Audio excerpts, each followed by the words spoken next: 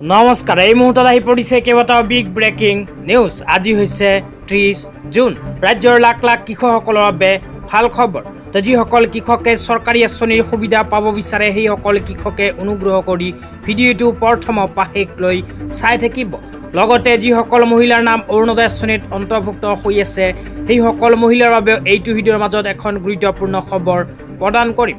তো অনুগ্ৰহ কৰি ভিডিঅ'টোত ক্লিক কৰিছোঁ যদি ভিডিঅ'টো স্কিপ নকৰি প্ৰথমৰ পৰা শেষলৈ চাই থাকিব। লগতে মোৰ চেনেলত নতুন হ'লে প্লিজ চেনেলটো ছাবস্ক্ৰাইব কৰি মোৰ লগত থাকিব। তো বলক ভিডিঅ'টো আৰম্ভ কৰি আজি প্ৰথমটো গুৰুত্বপূৰ্ণ খবৰৰ বিষয়ে বিস্তাৰিত জানি লওক। আজিৰ প্ৰথমটো গুৰুত্বপূৰ্ণ খবৰ হ'ল অসম চৰকাৰৰ খাদ্য ৰাজহুৱা বিতৰণ আৰু গ্ৰাহক পৰিক্ৰমা বিভাগৰ ফালৰ পৰা প্ৰদান কৰা এক বিশেষ আপডেট লৈ। ইয়াতে কি লিখা আছে পঢ়ি বিতংভাৱে আপোনালোকক শুনাই দিছোঁ। ইয়াতে লিখা আছে বিনম্ৰ গুহাৰি।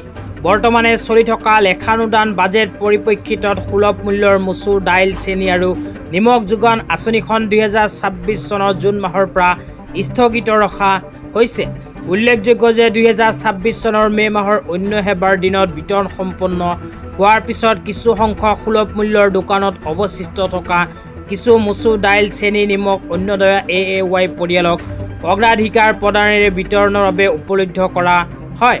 তাৰপিছত আৰু লিখা আছে চলিত বৰ্ষত জুলাই মাহত নৱগঠিত চৰকাৰৰ দ্বাৰা পূৰ্ণকালীন বাজেট দাখিল আৰু অনুমোদনৰ পাছত আগষ্ট মাহৰ পৰা এই আঁচনিখন পুনৰ আৰম্ভ কৰা হ'ব।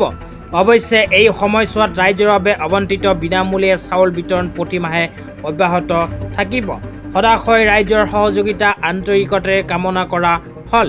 ইয়াতে উল্লেখ কৰা অনুযায়ী যিসকল মানুহৰ নাম ৰেচন কাৰ্ডত অন্তৰ্ভুক্ত হৈ আছে সেইসকল মানুহৰ বাবে চলিত জুন মাহৰ পৰাই ৰেচন কাৰ্ডৰ মচুৰ দাইল চেনি আৰু নিমখ বিতৰণৰ কাৰ্যসূচী স্থগিত ৰখা হৈছে।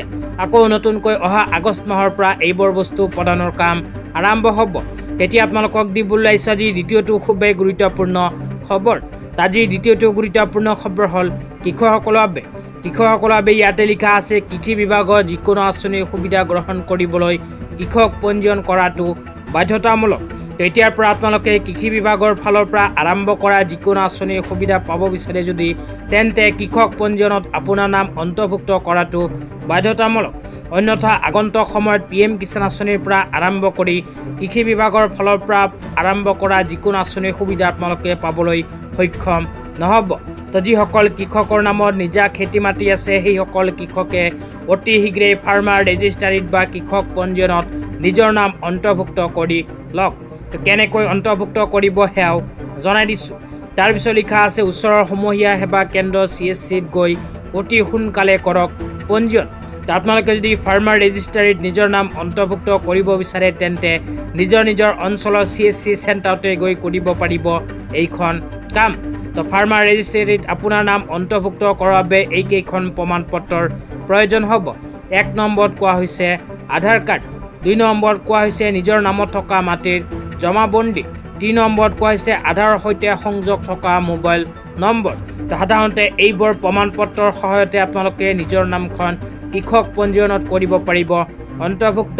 তেতিয়া আপোনালোকক দিবলৈ আহিছোঁ আজি তৃতীয়টো খুবেই গুৰুত্বপূৰ্ণ খবৰ। আজিৰ তৃতীয়টো গুৰুত্বপূৰ্ণ খবৰ হ'ল মহিলাসকলৰ বাবে।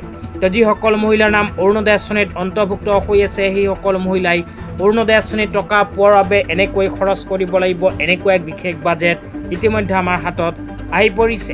তো অসম চৰকাৰে অৰুণোদয় আঁচনিৰ বাবে যিখিনি টকা প্ৰদান কৰে সেইখিনি টকা আপোনালোকে এনেকৈ কৰিব লাগিব খৰচ। প্ৰথমে 1 নম্বৰত কৈছে 400 টকা মেডিচিনৰ বাবে খৰচ কৰিব লাগিব। তাৰপিছত 200 টকা আপোনালোকে বাকী বস্তু খোৱা বস্তু কিনাৰ বাবে খৰচ কৰিব পাৰিব। তাৰপিছত কোৱা হৈছে 80 টকা চেনি কিনাৰ বাবে, 150 টকা ভেজিটেবল আৰু ফ্ৰুটছ কিনাৰ বাবে প্ৰদান কৰে চৰকাৰে। তাৰপিছত 250 টকা প্ৰদান কৰে ইলেক্ট্ৰিচিটি বিলৰ ছাবচিডিৰ বাবে। তাৰপিছত আৰু 150 টকা 170 টকাৰ বিভিন্ন কামত আপোনালোকে খৰচ কৰিব লাগিব। অৰুণোদয় আঁচনিৰ টকা পোৱাৰ পিছত এনেকৈ আপোনালোকে খৰচ কৰিব লাগিব নিজৰ ধন। আজি ইমানেই। ভিডিঅ'টো চাই কেনে পালে নিশ্চয় কমেণ্ট কৰি জনাই দিব।